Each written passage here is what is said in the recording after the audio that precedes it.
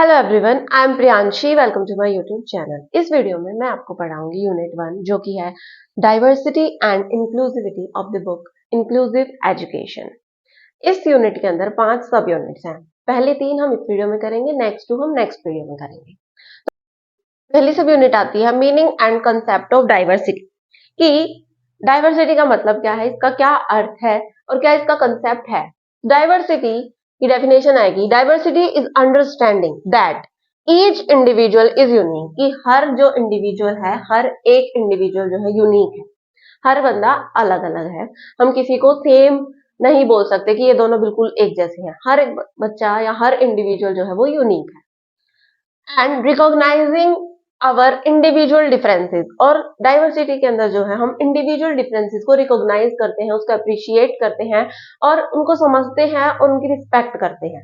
अब डिफरेंसेस किसी भी तरीके से हो सकते हैं, जेंडर के बेसिस के ऊपर हो सकते हैं, कोई लड़का है कोई लड़की है, या फिर रिलीजन के बेसिस के ऊपर हो सकते हैं, मुस्लिम, सिख, ईसाई, हिंदू। इस तरीके से जो है डाइवर्सिटी अलग अलग डिफरेंसेस के बेसिस पे हो सकती है। तो हम ये कहते हैं कि कोई भी जो इंडिविजुअल है वो किसी भी दूसरे इंडिविजुअल से जो है मतलब कि सेम नहीं है। हर इंडिविजुअल जो है वो यूनिक है, अपने आप में अलग ही पर्सन है वो। इवन जो आइडेंटिकल ट्विंस होते हैं वो भी सेम नहीं कहेंगे हम, क्योंकि उनकी मेंटल प्रोसेस और थिंकिंग भी जो है अलग हो सकती है।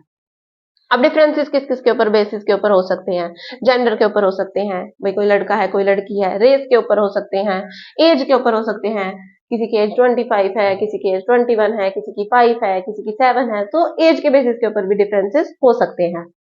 नेक्स्ट, फिजिकल एबिलिटीज के ऊपर, भाई कोई हैंडीकैप्ड है, किसी का हाथ काम नहीं करता है या किसी के पैर काम नहीं करते हैं, या फिर किसी की सारी चीजें अच्छे तरीके से काम करती हैं, तो इस तरीके से जो है डिफरेंसेस हो सकते हैं किसी भी इंडिविजुअल के अंदर। लेकिन diversity is more than just acknowledging and tolerating differences. Diversity का मतलब ये नहीं है कि ठीक है ये डिफरेंसेस होते हैं और हम इनको टॉलरेट कर लेंगे, इससे भी कहीं ज्यादा होता है कंसेप्ट ऑफ डाइवर्सिटी। इसके अंदर जो है हम अंडरस्टैंड करेंगे डिफरेंसेस को, उनको अप्रिशिएट करेंगे, उनको समझेंगे, उनको बढ़ावा देंगे, उनको अप्रिशिएट करेंगे। और नेक्स्ट होती है म्यूचुअल रिस्पेक्ट, कि म्यूचुअल रिस्पेक्ट होता है आप मेरी रिस्पेक्ट करो मैं आपकी रिस्पेक्ट करूं, दैट इज म्यूचुअल रिस्पेक्ट। की जो डिफरेंसेस हैं उनके बीच में म्यूचुअल रिस्पेक्ट होनी चाहिए। सिख ईसाई की रिस्पेक्ट करे, ईसाई सिख की करे, या फिर लड़का लड़की की रिस्पेक्ट करे और लड़की लड़के की रिस्पेक्ट करे। इस तरीके से जो है डिफरेंसेस जो है इंडिविजुअल्स के बीच में वो एक दूसरे को रिस्पेक्ट करें, दो इंडिविजुअल भी जो है एक दूसरे की रिस्पेक्ट करें। गिव एंड टेक वाले बात हो गई है। अब जो है categories of diversities are not always fixed but can also be fluid, कि जो ये डाइवर्सिटी जो है कैटेगरी, जैसे मैंने बोला कि कोई रिलीजन के बेसिस के ऊपर अलग हो सकता है या फिर कोई जेंडर के बेसिस के ऊपर अलग हो सकता है, तो हमेशा जो है ये बिल्कुल फिक्स्ड नहीं कर सकते हम इनको। फॉर एग्जाम्पल, आपकी क्लास में 50 बच्चे हैं, उनके अंदर से 35 लड़के हैं और जो बच गई वो लड़कियां हैं, तो एक तो जेंडर के बेसिस के ऊपर डिवाइड कर दिया। अब अगर हम उन्हें रिलीजन के बेसिस के ऊपर करें तो उनका जो कैटेगराइजेशन हम करेंगे वो अलग हो जाएगा, वो ग्रुप्स अलग बनेंगे। या फिर हम फिजिकल एबिलिटीज के ऊपर करें तो उनका कैटेगराइजेशन फिर अलग हो जाएगा। तो जो डाइवर्सिटीज हैं, जो कैटेगराइजेशन हम करते हैं वो फिक्स्ड नहीं होती बल्कि फ्लूइड होती है, मतलब कि एक दूसरे के अंदर समा सकते हैं, कि ये वाला ग्रुप उसके अंदर भी मिक्स हो सकता है, और इस तरीके से ही होती हैं। अब एक टीचर को चाहिए, हमने डाइवर्सिटी का मतलब समझ लिया कि डाइवर्सिटी ये होती है, और इंडिया के अंदर तो high diversity, India is a land of diversity, और हमें जो है इस डाइवर्सिटी को अपनी यूनिटी बनाना है, शक्ति बनाना है। यूनिटी इन डाइवर्सिटी का नारा जो जवाहरलाल नेहरू ने दिया था, वही जो है आजकल की एजुकेशन का मोटिव है, कि इंक्लूसिव एजुकेशन, चाहे बच्चा कैसा भी हो, कैसा ही उसका बैकग्राउंड हो, कैसी उसकी लैंग्वेज बोलता हो, कोई भी उसका रिलीजन हो, या वो फिजिकल डिसेबल्ड हो, मेंटली रिटार्डेड हो, कैसा भी हो, हमें जो है उसे एक इंक्लूसिव एजुकेशन प्रोवाइड करनी है, कि सब बच्चे एक साथ पढ़े, रेदर देन दी स्पेशल स्कूल्स, की इन बच्चों के लिए अलग से स्कूल बनाएंगे, इन बच्चों के लिए अलग से स्कूल बनाएंगे। ऐसा ना करके हम उन सबको एक ही जगह पे ऐसा एनवायरमेंट प्रोवाइड करेंगे कि सबकी जो है लर्निंग इफेक्टिव हो सके। अगर हम ऐसा नहीं करेंगे, अगर हम ऐसा नहीं करेंगे तो मार्जिनलाइजेशन हो जाएगा। कैसे हो जाएगा? आपकी क्लास के अंदर 40 बच्चे हैं, उनके अंदर से 30 बच्चे या 35 बच्चे आप लगा लीजिए हिंदू हैं, और 5 बच्चे मुस्लिम हैं या किसी और ट्राइब से हैं। आप एक टीचर ने क्या किया, उन 5 को ध्यान में रखते हुए पढ़ाया, तो वो जो 5 है वो अलग हो जाएंगे, बिल्कुल वो मार्जिनलाइजेशन हो जाएगा। कैसे? जैसे कि पेज के ऊपर हम मार्जिन नहीं खींचते साइड में, तो इस तरीके से वो जो साइड के चीजें होंगी उनके ऊपर होंगी, मार्जिनलाइजेशन हो जाएंगे, वो बिल्कुल अलग हो जाएंगे। जो फिर एक जो डेवलप होगी बच्चे के अंदर फीलिंग, वो होगी कि मैं तो पार्ट हूं ही नहीं इस क्लासरूम का, टीचर तो मेरे ऊपर ध्यान ही नहीं देती है। तो इस तरीके से टीचर को ऐसे कराना, ऐसे पढ़ाई करानी चाहिए, ऐसे लर्निंग करानी चाहिए कि बच्चे को ऐसा लगे कि वो जो है एक पार्ट है क्लासरूम का, वो एक क्लासरूम का पार्ट है, टीचर से कनेक्टेड फील करता है, जो टीचर एग्जाम्पल्स दे। टीचर को इसलिए जो है बताया जाता है कि इस तरीके के आप डाइवर्सिटी है और आप जो है अलग अलग तरीके से जो है आप अपना लेसन प्लान तैयार करोगे, ताकि जो है आप जो है सभी बच्चों की जो डाइवर्सिटी है उसको इंक्लूड कर सको और अलग अलग तरीके के एग्जाम्पल्स दे सको। क्योंकि जो बच्चा जो होता है वो ज्यादा कनेक्टेड फील करता है अपने जो उसके एनवायरनमेंट से रिलेटेड एग्जाम्पल्स होते हैं। तो टीचर को पूरी तैयारी करनी पड़ती है कि बच्चे को ऐसा लगे कि वो जो है उसी क्लासरूम से बिलोंग करता है, टीचर उसकी तरफ ध्यान देते हैं, बच्चे उसकी मदद करते हैं।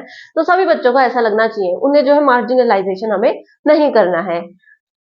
ये था पहला टॉपिक कि मीनिंग और कंसेप्ट क्या होता है डाइवर्सिटी का, और टीचर को क्यों पढ़ना चाहिए इसे, क्या क्यों जरूरी है, ये था इस टॉपिक के अंदर। नेक्स्ट आता है 1.2 सब unit, that is learner diversity. अब हमने पढ़ा है कि बच्चे जो है अलग अलग होते हैं, अलग अलग डाइवर्सिटी होती है उनके अंदर। तो अब सेंसर्स के बिहाफ के ऊपर हमने लर्नर्स को डिवाइड किया है कि बच्चे कैसे सीखेंगे। सेंसेस के बिहाफ के ऊपर हमने किया 5 उसमें डिवाइड। एक हो गया प्रिंट लर्नर, जो प्रिंट से सीखेंगे, प्रिंटेड मटेरियल से। विजुअल लर्नर, जो देख के सीखेंगे। ऑडिटरी लर्नर, जो सुन के सीखेंगे। टेक्टाइल लर्नर, जो टच करके सीखेंगे। And next is kinesthetic learner, जो मूवमेंट करके सीखते हैं। तो वन बाय वन हम इनको थोड़ा डिटेल में पढ़ते हैं। Next is first is print learners. Print learners वो learners that learn best by print material. तो इसके लिए जो भाई अब क्लास के अंदर 5 तरीके के लर्नर्स बैठे हुए हैं, तो एक टीचर को इस तरीके से अपने लेसन प्लान बनाएगी कि वो सभी चीजों को इंक्लूड कर सके, सभी बच्चों को इंक्लूड कर सके, ताकि जो एक बेटर और इफेक्टिव लर्निंग हो सके सभी बच्चों के लिए। तो प्रिंट लर्नर में क्या होता है, वो बच्चा प्रिंटेड मटेरियल से सीखता है। तो इसके लिए टीचर को जो की कंसेप्ट हैं या एग्जाम्पल जो वो यूज करे, वो या तो बच्चे को प्रोवाइड करे या उसकी टेक्स्ट बुक से ही रिलेटेड हो, ताकि जो बाद में जो है बच्चा उनको पढ़ सके, उनको लर्निंग जो है वो कर सके। नेक्स्ट आता है विजुअल लर्नर्स। विजुअल लर्नर्स होते हैं जो देख के सीखते हैं। जैसे आजकल एनिमेशन वीडियोस बहुत ज्यादा चल रही है, तो विजुअल लर्नर्स को उन चीजों से बहुत ज्यादा बेनिफिट मिलता है। तो एक टीचर को इन सारी चीजों को इंक्लूड करना चाहिए। जैसे टेक्स्ट बुक के अंदर भी अलग अलग तरीके की पिक्चर्स होती हैं, वो भी जो है विजुअल लर्नर्स को बहुत बेनिफिट करती हैं। और टीचर को चाहिए कि भाई वो पहले ना बच्चों को बोले कि भाई आप विजुअलाइज करो। फॉर एग्जांपल आपको किसी चीज के ऊपर ऐसे लिखना है, तो विजुअल लर्नर्स को, इवन पूरी क्लास को बोले कि वो विजुअलाइज करें, ताकि उनको भी बेनिफिट मिले। तो विजुअलाइज करने से जो है विजुअल लर्नर्स को बेनिफिट मिलेगा। नेक्स्ट लर्नर आते हैं auditory learners. They learn best bye hearing. वो सुन के सीखते हैं। जैसे टीचर अब टेक्स्ट बुक तो है उसके पास, तो टेक्स्ट बुक जो है टीचर रीड करे, बच्चों से रीड करवाए, ताकि जो ऑडिटरी लर्नर्स हैं उनको बेनिफिट मिले। और क्या कर सकती है टीचर, 3-3 या 4-4 बच्चों का ग्रुप बना सकती है, ताकि वो एक दूसरे को समरी बताए। जैसे 3 बच्चे हैं, एक ने जो है अपनी समरी जो टीचर ने बताया उसकी समरी 2 बच्चों को सुनाई, फिर दूसरे ने फर्स्ट और थर्ड को सुनाई, फिर थर्ड ने फर्स्ट और सेकंड को सुनाई। तो इससे जो है तीनों को बेनिफिट मिलेगा। और उसने 2 बार ही सुना, जो ऑडिटरी लर्नर था, तो उसको जो है वो अच्छी तरीके से लर्निंग हो पाएगी उसकी। नेक्स्ट आते हैं टेक्टाइल लर्नर्स। टेक्टाइल लर्नर जो है वो टच करके ज्यादा अच्छी तरीके से सीख सकते हैं। तो इसके लिए टीचर जो है राइटिंग कराती है, या फिर मॉडल्स, ग्राफ्स वगैरह को टच करने के लिए अलाउ करती है बच्चों को, ताकि जो है वो अच्छी तरीके से उनकी इफेक्टिव लर्निंग हो सके। नेक्स्ट आते हैं काइनेस्थेटिक लर्नर्स। काइनेस्थेटिक का मतलब होता है मूवमेंट जो कर सके बच्चा। तो इसके लिए टीचर कर सकती है कि भाई ब्लैक बोर्ड पर उसने कोई क्वेश्चन लिख दिया और फिर बच्चे को बुलाए कि भाई आप आओ और इसको ब्लैक बोर्ड पे सोल्व करो। तो बच्चा जो है वहां से उठ के आ रहा है, तो उसकी जो है इफेक्टिव लर्निंग होगी। या फिर कोई एग्जीबिशन वगैरह है, या फिर उनको कहीं लेके जाए, रोल प्ले कराए, ताकि जो है सभी बच्चों की अफेक्टिव लर्निंग हो सके और काइनेस्थेटिक लर्नर्स को भी जो है बेनिफिट मिले। तो ये 5 तरीके के लर्नर्स होते हैं। अब जो एक टीचर लेसन प्लान बनाएगी कि मुझे कैसे पढ़ाना है अपनी क्लास के अंदर, वो इन सभी लर्नर्स को ध्यान में रखते हुए बनाएगी और सभी जो डाइवर्सिटी है उनको ध्यान में रखते हुए जो है वो लेसन प्लान क्रिएट करेगी, ताकि जो है सभी बच्चों की बेटर और इफेक्टिव लर्निंग हो सके और एक इंक्लूसिव एजुकेशन जो है वो प्रोवाइड कर सके सभी बच्चों को। अब इसके अंदर एक सोशल डाइवर्सिटी कंसेप्ट भी आता है कि भाई बच्चे सिर्फ लर्नर्स के बेसिस के ऊपर तो हमने डिवाइड कर दिया, हमने पढ़ा था कि फिक्स नहीं है डाइवर्सिटी, तो इस तरीके से सोशल डाइवर्सिटीज भी आती है।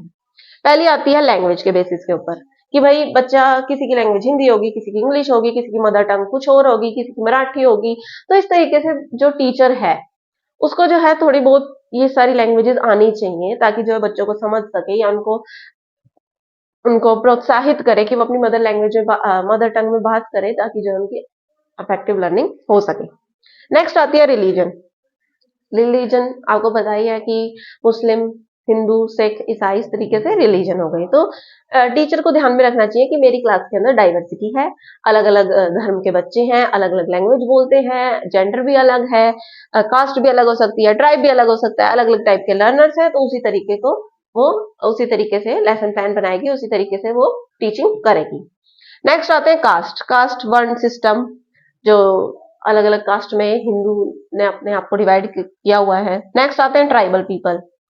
ट्राइबल पीपल भी आते हैं और उनको भी जो है स्पेशल स्कूल्स थोड़ी बनाएंगे कि भाई आप ट्राइबल पीपल हो, आप अलग हो जाओ। उनको जो ट्राइबल पीपल है वो सबसे ज्यादा मार्जिनलाइज्ड है हमारी कंट्री के अंदर, तो इनको भी जो है हमें इंक्लूड करना है अपनी इंक्लूसिव एजुकेशन के अंदर। नेक्स्ट आता है जेंडर। जेंडर जो होता है वो सोशियो बायोलॉजिकल कंस्ट्रक्ट होता है, मेल और फीमेल के ऊपर जो लगाए जाते हैं।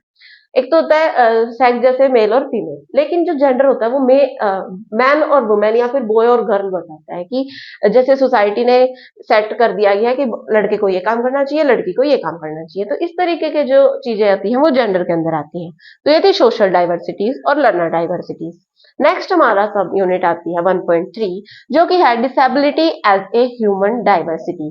कि अब हमने पढ़ा कि अलग अलग टाइप के लर्नर्स होते हैं, डाइवर्सिटी ये होती है, डाइवर्सिटी का कंसेप्ट ऐसे है, एक टीचर को कैसे क्या करना चाहिए। अब बात आती है disability as a human diversity कि अब ह्यूमन डाइवर्सिटी के अंदर हम डिसेबिलिटी को भी इंक्लूड करेंगे। पहले क्या होता था सोसाइटी के अंदर, डिसेबल पीपल को जो हमने लास्ट ईयर पढ़ा था इंट्रोडक्शन टू डिसेबिलिटी वाले चैप्टर में, कि हम उनको बिल्कुल अलग करके रखते थे एंशियंट टाइम में, और उनके लिए जो है इतना ध्यान नहीं रखा जाता, तो वो मार्जिनलाइज्ड थे बिल्कुल। तो अब हमें जो है ऐसा नहीं करना है, इंक्लूसिव एजुकेशन प्रोवाइड करनी है। तो डब्ल्यूएचओ के अकॉर्डिंग वो कहते हैं कि जो डिसेबिलिटी है वो एक अम्ब्रेला टर्म है, इसके अंदर बहुत सारी चीजें आ सकती हैं। इम्पेयरमेंट भी आ सकती है, फिजिकल इनएक्सेसिबिलिटी भी आ सकती है, अलग अलग तरीके की डिसेबिलिटीज जो है इसके अंदर आ सकती हैं। किसी एक चीज के ऊपर हम इसको फिक्स नहीं कर सकते हैं। तो हमारा क्या वे है कि कैसे हम जो है डिसेबल्ड पीपल से इंटरेक्ट करेंगे। तो दो तरीके के मॉडल जो है दिए गए हैं। पहला आता है social model and second is human rights model. Social model क्या कहता है? सोशल मॉडल कहता है कि जो बच्चा डिसेबल है वो डिसेबल्ड अपने आप नहीं होता, बल्कि सोसाइटी उसे डिसेबल बना देती है। वो ये नहीं कहते कि भाई ठीक है वो नहीं चल पा रहे हैं, ठीक है वो डिसेबल्ड है, लेकिन जो सोसाइटी का एटीट्यूड है, जो उसकी भाई बात करने का तरीका है, वो उन बच्चों को या उन इंडिविजुअल्स को बहुत ज्यादा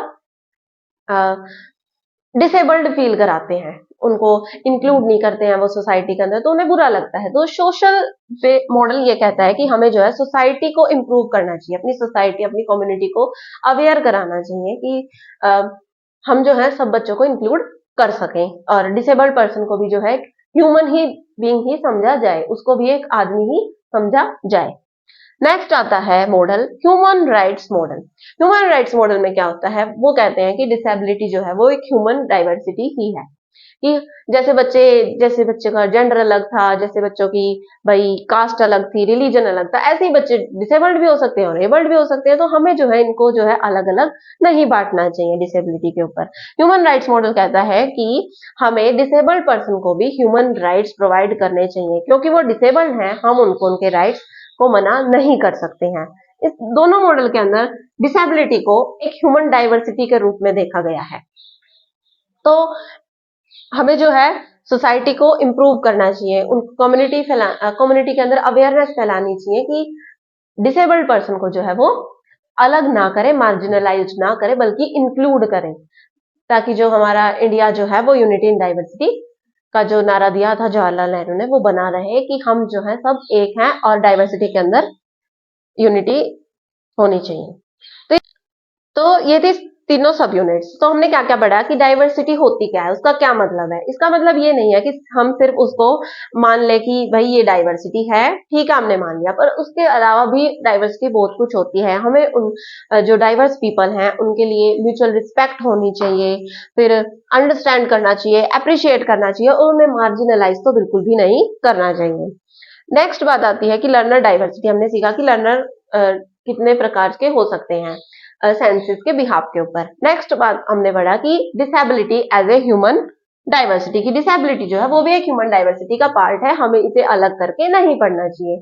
और एक टीचर जो है वो इन सारी चीजों को ध्यान में रखते हुए अपने लेसन प्लान को बनाए, ताकि जो है बेटर एंड इफेक्टिव लर्निंग हो सके।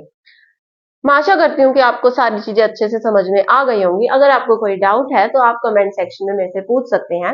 इसकी नेक्स्ट जो 2 सब यूनिट्स हैं वो हम नेक्स्ट वीडियो में करेंगे। Thank you for watching my video and don't forget to subscribe to my channel.